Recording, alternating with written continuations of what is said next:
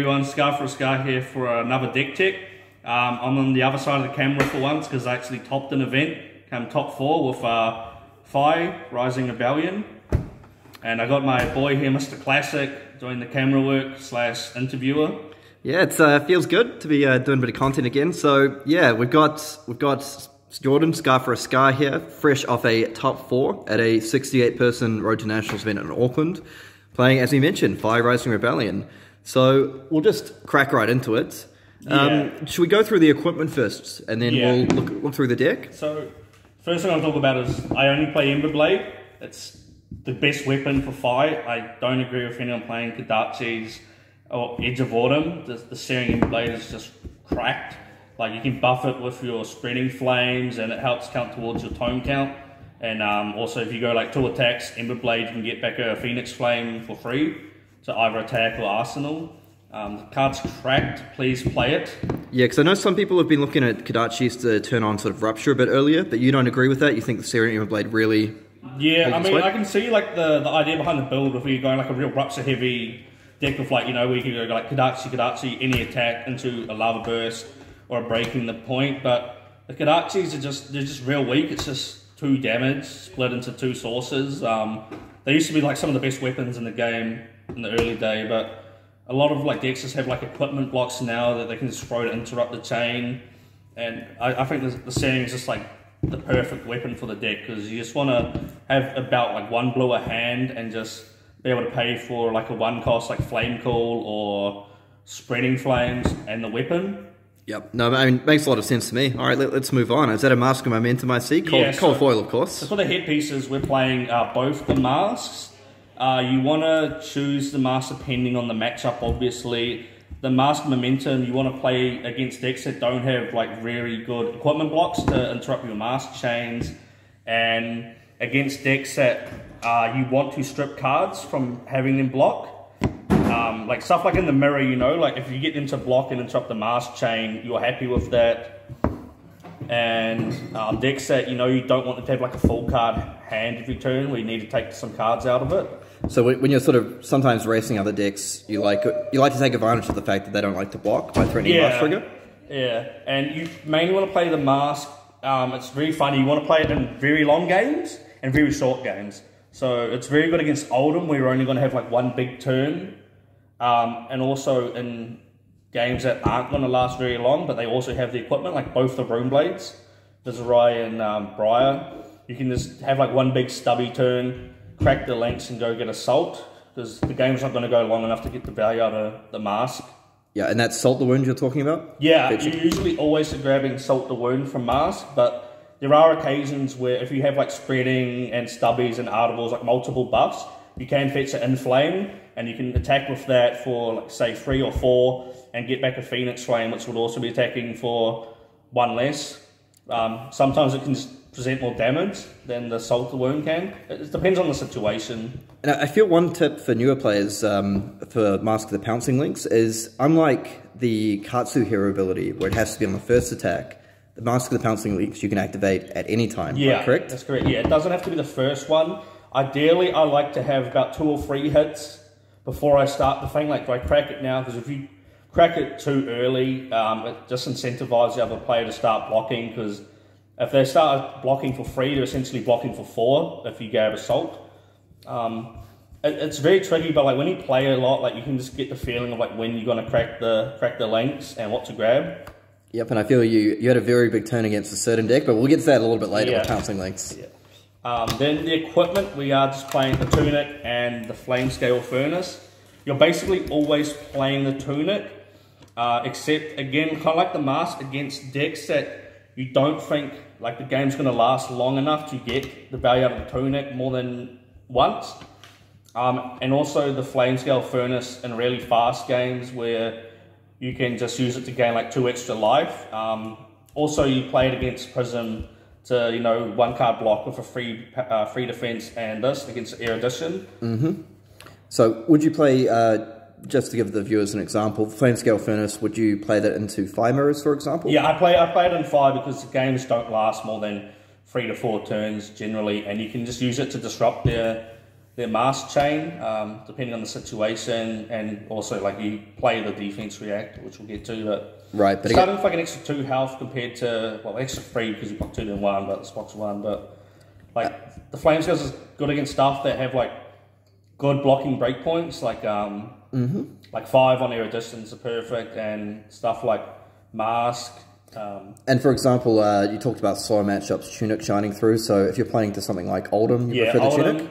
Oldhim and Icelander obviously play the Tunic because you're not getting any value out of that.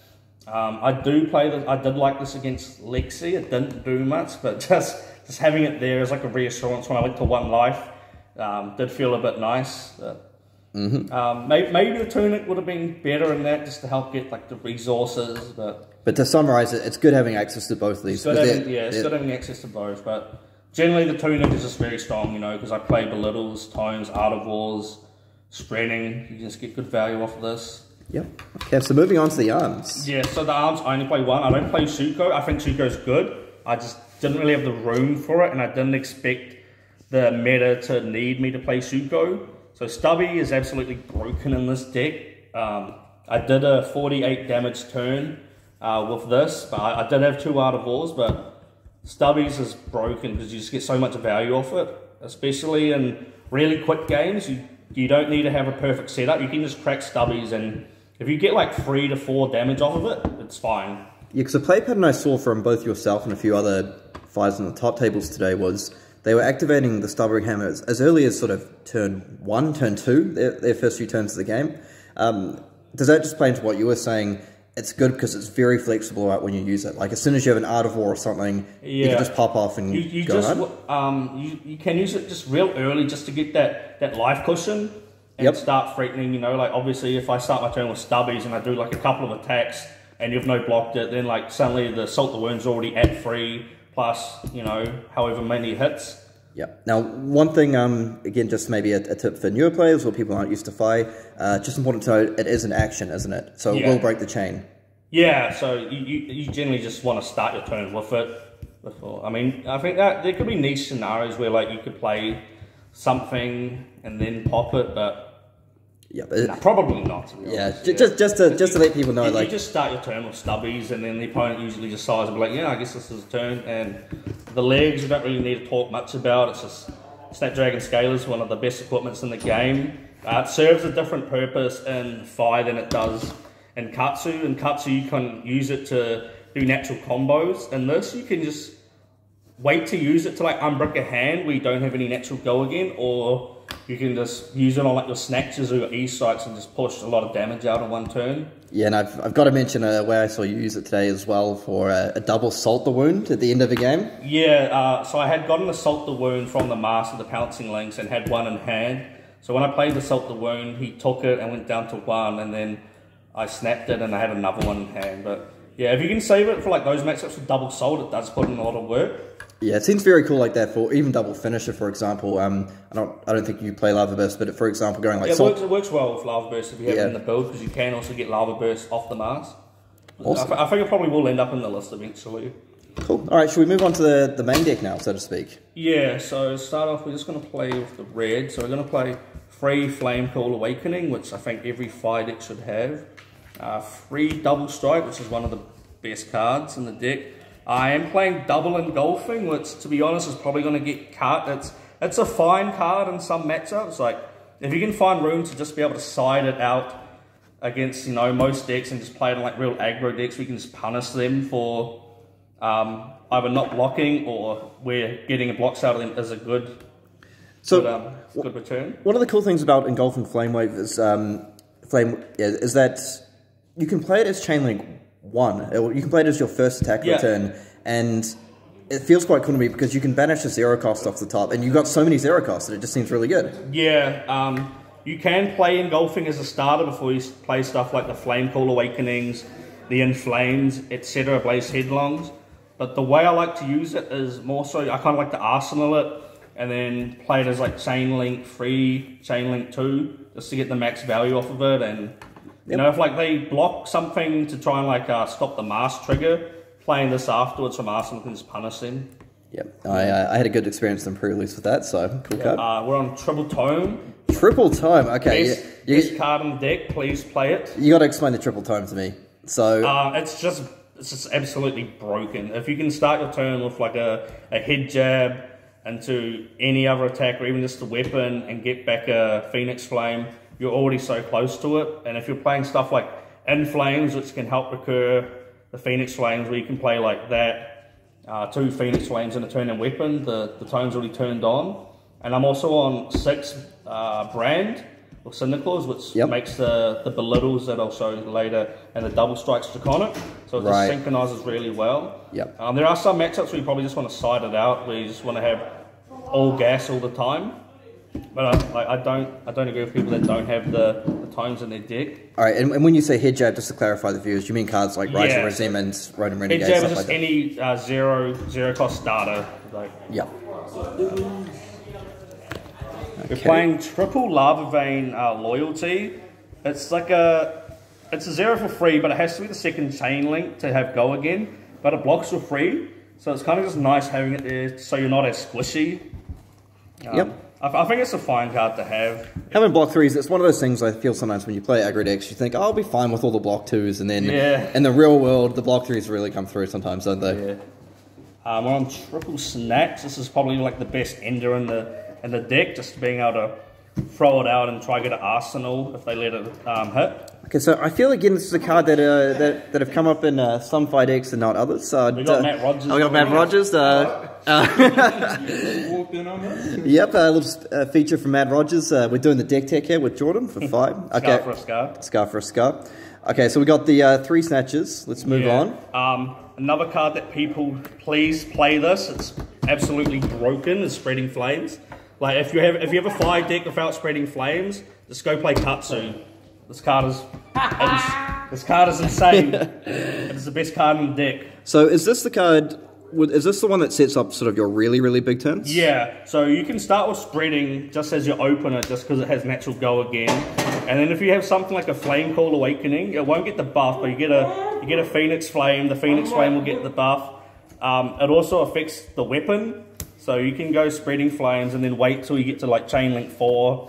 Play this, it'll come in for 4. The Spreading Flames also stack with one another. If you can crack multiple of these out at one time, you can give your stuff +2. If you combine that with the Stubby Hammerers, you can just get a lot of buffs in one turn. You get the really, really big turns, eh? Especially with like Art of Wars as well. Like Art of War spreading is just ridiculous. I'm actually not sure. The next spread that we play is Free and Flame. I know a lot of people just look at this card and they think it's not great, but this helps you get your tones out. It also works well with the spreading because it only has base of 1. So if you go spreading, you can play this and it automatically gets a buff because it's the second chain link with 1 base. It gets buffed with the stubbies as well. So like the idea is you just want to play everything that synchronizes with the stubbies and the spreadings. One of the best head jabs in the deck is this Brand. You just play it and whatever comes next will be draconic, be it Double Strike or the Belittles package that we play. It also, there's something I was going to say. Just setting up additional chain links. Yeah, where draconic chain links stack them up. Homes, and if you get a race space, Brand will give the next thing the draconic chain, except itself. But if you can play out multiple Brands on the race face turns, it just means that the race face has done nothing. I won't talk about these. So 3 Phoenix, walk me through that. Well, you start with one in the grave. You can search them with Flame Calls for your big turns and recur them with In Flames, and being able to recur one naturally is just so strong. In some matchups I do just cut it down to 2 because I only want to see 1 more with Flame Call. I need you guys to let you know I beat Callum for y'all. Thank you.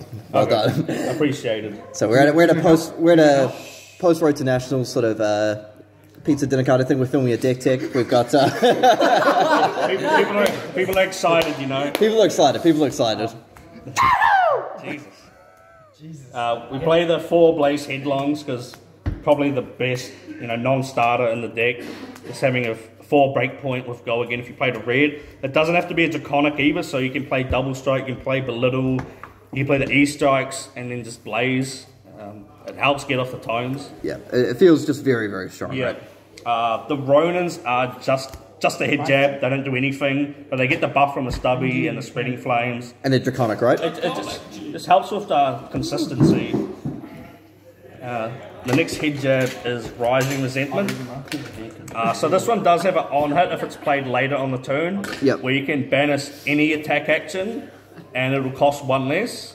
There's still a vision, right? So the more chain links you have is the amount of cost of the card you can banish. So if you played this as the third chain link, I could banish, say, a Command and Conquer or a Race Space, and then that will cost 1 less.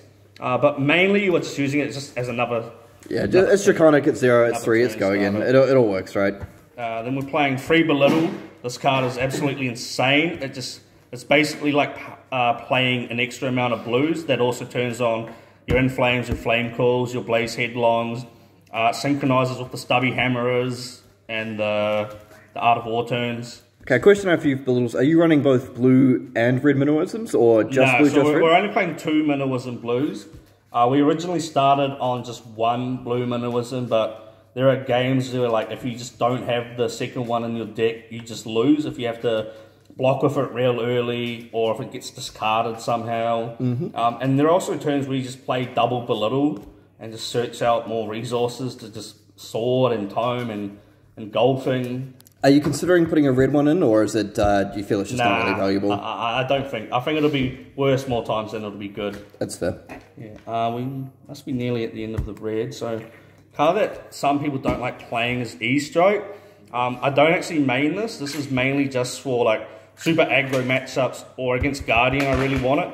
So if I get Spinaled and I can just still present 7 damage on my off turn, I still think that's pretty good trade. It also just blocks 3.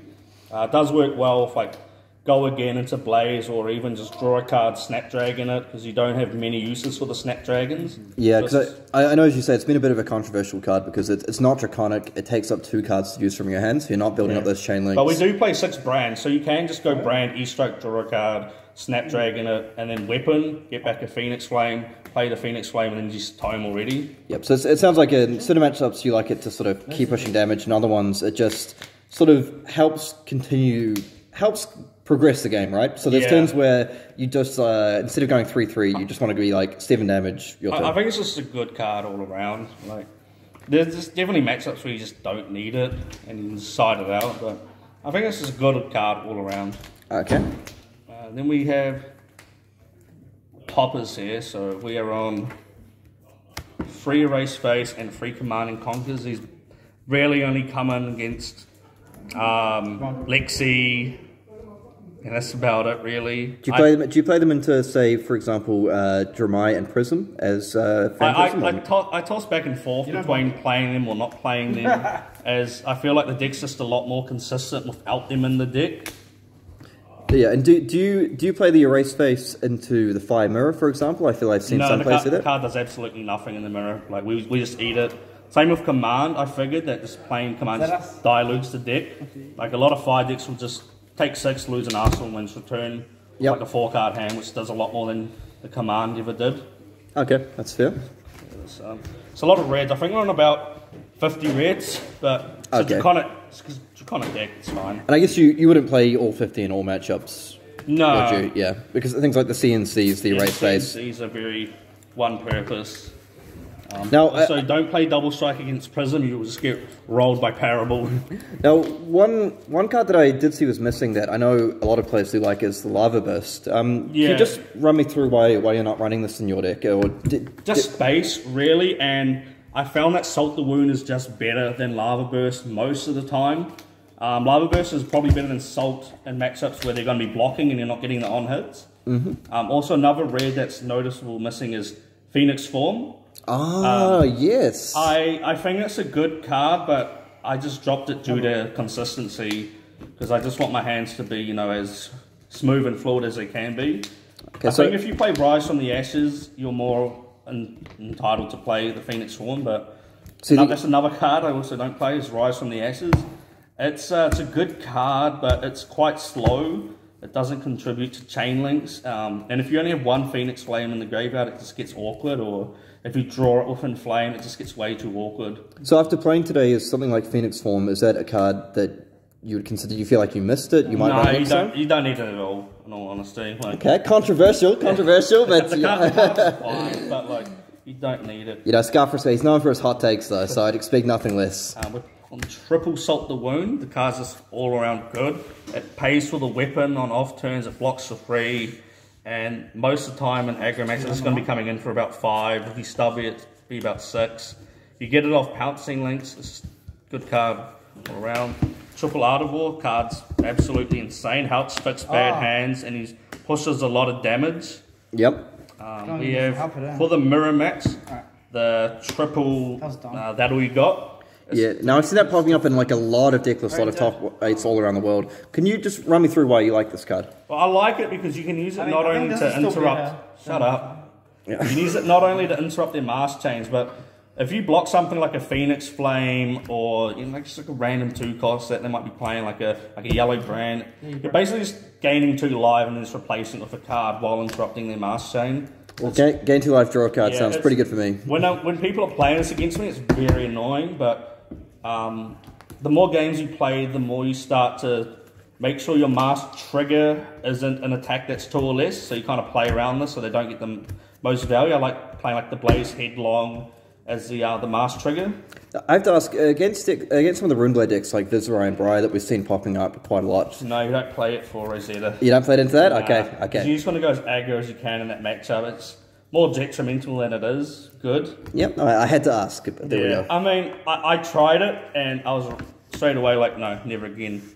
So for the blues, triple Brand of Cinderclaw. This was originally Rising Resentment, but I just feel like the power you get with Brand is just a lot more, versatile.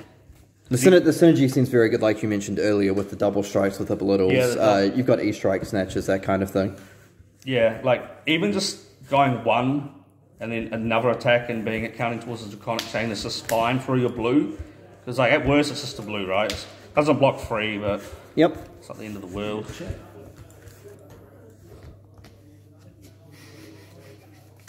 Stay. Nice juice. A quick juice break. Okay. So for the blues, we play 6 of the block-free second chain link go again blues. So that's the Cinderskins and the Lava Vein. These are just good block-free blues. They also do work on like stubby turns where you draw them. You can just play them out. They're good to have just so you're not so vulnerable to on hits. Yeah, because I have seen some lists sort of not run these and go for things like, for example, Ronin Renegade blue, Rising Resentment blue, just going all in on the 2 blocks. Do you feel... Like Ronin Renegade, there's no reason to ever play that blue. Yeah, so you feel the defensive... Rising Resentment is a good blue. It's definitely a good blue, especially if you're on a build with like Mounting Angers. What's the other one? Like Soaring Strikes. Searing Tarts, the one that like the one for 4s, but yep. So you prefer the defensive flexibility of these over the other because like the thing with Cinderskin, if you get like a double blue hand, you can just go any attack into sword and then just play that out with like your last resource, and it's not the worst thing. Okay. It's like it's still friend, it's like a mask. Like it's easy for them to block, but if they're blocking this, I'm kind of happy, like the equipment block that. As we mentioned, we're just playing 2 minimalism. You don't need 3, any 1 is not enough, 2 is the perfect amount. Yep. Because it's not Katsu where you can, have to discard it for your Katsu ability. You don't need to max it out. 2 is the perfect amount. It's interesting. I feel, Hayden Dale from Arsenal Pass is playing the Viserai Belittle deck. I think he started with, 1 blue minnow, and I believe recently he said he has gone up to 2 for those consistent reasons. So I mean, smart minds think alike, right? Yeah, great minds think alike. And then the best blue in the deck. Energy Potion. I know a lot of people don't like it, but this card is absolutely insane. Why are you running Energy Potion? Run me through it. Well, it serves a good purpose in both the slow and the fast matchups. In the aggro matchup, if I can play out a potion early, basically it's like having a 5-card hand, 6-card hand, because I can just pop the potion that plays for like a Ardivore, pays for Belittle, pays for the weapons in between chain links, pays for tones. And then also, against stuff like Ice, you just need the extra resources. Like Oldham, Lexi, I say, and if they try to blizzard you and you have a potion up, like it's. Now, do you play these into every matchup? Are you playing them to aggro matchups? I play 2 in every matchup and 3 and kind of like the longer matchups.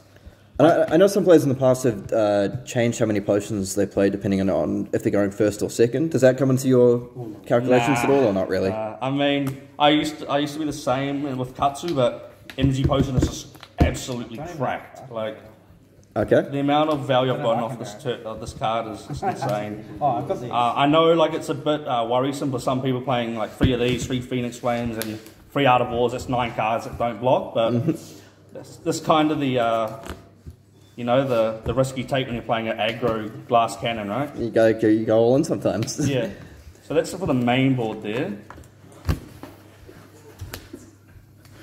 All right, quiet in the cheap seats on the back. Is there any questions that the viewers that we've accumulated here would like to know? Turn the camera around so you can see who's actually. No, that's just for lady. Like, it's questions time. It's just free. Okay, we can do a quick pan round of ask me anything. We've got Cam McCreath here, Bravo legend, and that's it. Let's go. Hey, he made top 32 today. No, wave to the camera, everyone. There we go, some of New Zealand's finest. So he's coming here to pester me, but you don't have any questions? Now, should we run through the sideboard and then we'll wrap things up? That's the whole lady. Oh, we've done everything? Yeah. Oh, okay. Well, there we are. Yeah, well, I'm done with the deck. Okay, well... No questions? Would you play it in Blitz? Tell me, does the deck suck? Fuck no. The deck's cracked.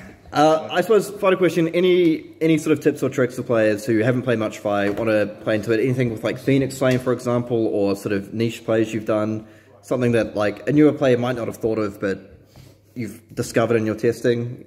Not really, the deck plays itself. Like, you literally just choose your order the cards going. There is like cute things you can do with like getting the Phoenix Flames with the Flame Call to then banish it through the Art of War. Okay, yeah. I mean, that's something that you can do in the reaction step. Playing Tome in the reaction step is probably one, because you can just fish for the Art of Wars and still play them during that chain link to get the +1. Okay, one question to do it for you is, I know in sort of the previous iterations of Katsu decks, that they would value the arsenal very highly because you need to set up 5-card hands to push through. Is that something that you think is also true in Fi? Or do you prefer just like running out your 4 cards to maximize the damage? Or is it sort of contextual? Yeah, it definitely depends on what you have to arsenal. Like, I don't think playing with just a 4-card hand is the end of the world, because I can just repair a Phoenix Flame at will. Yeah, but if you have something, for example, like spreading flames, you would save that, put it in arsenal perhaps for the next turn. Yeah, I think the main cards you want to arsenal is the spreading, the defense reactor, the mirror, and engulfing. One tip I will say is never arsenal Tome. The card gets stuck in the arsenal and you just hate yourself for it. Okay, well, I feel that's... So, we finished up and everyone wants to bugger off. Yeah. Yeah. Fire's a lot of fun. It's a very strong deck. It's quite simple at the, what do they say? Like, it's simple... Easy to learn. Simple floor, high ceiling. Is that how they say it? Easy to learn how to master it, would you say? Like, it's very easy to jump in and start playing it, but there are definitely like turns and structuring where you just need to think a bit. I will run out one turn that happened in top 8.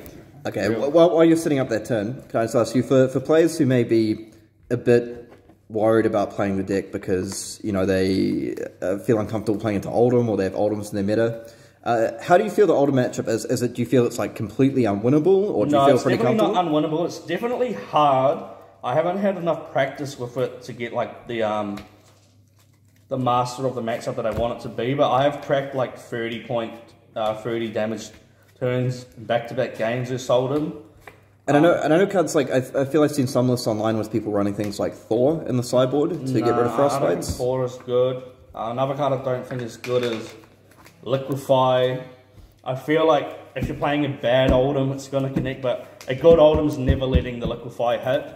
And even if you do get it, like, getting rid of the crown isn't like the end of the world for them. Oh my god. It's like, you really just want to have like the one big turn with the stubbies, the spreading, and the links. And if you draw like a Liquefy off like a Tome on that turn, it just, you just wish it was another attack to keep pushing damage through. Fair enough. I won't bother setting up the turn. It's going to take a while. But Okay, well, do you just want to give a rough 20-second summary of how the turn went? So you're playing against Lexi in the top 8. Yeah, so... You've taken about 25 damage to go down to 1 life. On my previous turn, I just played up the erase space, and he just ate it, and had like a 5-card return. It was just all vanilla damage, because he couldn't fuse any of the arrows, so I was happy just taking the damage. I went from about 26 to 1, and... You know, like he could have easily played like an Ice Quake and that would have rolled me, or a Remorseless would have rolled me. But I was already so far behind, I had everything set up, I thought, why not?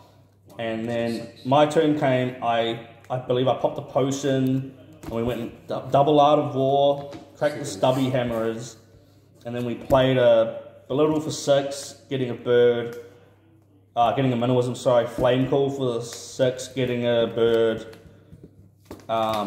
He took both of those, and I think I cracked the links on maybe the second or the third attack to get the Salt the Wound. Because I already had another Salt the Wound in my hand. We go Weapon for 3, Lava Vein Loyalty Red, which was 6. He kind of tanked on that for a second, then just took it. Because at that point he knew I had the Salt the Wound. The Phoenix Flame Recursion, he just blocked that out because it was only 4. Then I played the Salt from Banished, and that was coming in for about like 8, 9. He thinks a bit on that. He blocks with like an equipment goes to 1. I snap and react, and I play the last Salt. You know, he can't block it, and we went from 30 to 1 to 1 to 0. Yeah, well, for those who may have struggled to keep up, because it was quite a long chain link, I believe you do have a photo of the board state, so maybe chuck it in the YouTube comment, chuck it in the description, and you can have a look at it. It's a good one. Yeah, but that's probably about all the time we have for tonight. We need to go celebrate. Alright, well, thank you very much for sharing your DeckTech with everyone. Shout out to Nick Butcher, who helped keep my spirits up when I lost real early in round 2. He gave me simple advice. Just win. So, I just won, right? Alright, well, congratulations on your top 4. Cheers, and, man. Yeah, we'll catch you next time. Cheers.